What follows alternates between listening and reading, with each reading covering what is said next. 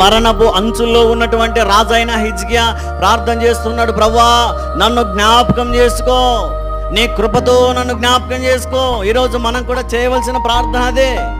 దేవా నన్ను జ్ఞాపకం చేసుకో అని ప్రార్థన చేయగలిగితే దేవుడు మనల్ని జ్ఞాపకం చేసుకుంటాడు.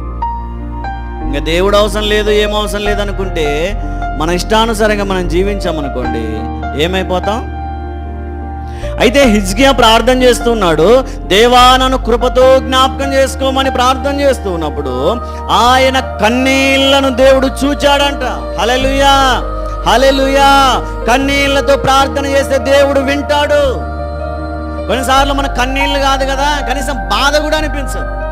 మనం చేసిన పాపానికి, మనం చేసేటువంటి దుష్కార్యాలకు, మనం చేసేటువంటి దేవుని వ్యతిరేకమైన పనులకు పశ్చాత్తాపం కాదు కదా, కనీసం మనస్సాక్షి కూడా నొచ్చుకోదు కొన్నిసార్లు. అయితే దేవుని వాక్యం తెలియజేసింది ఏంటంటే, నీ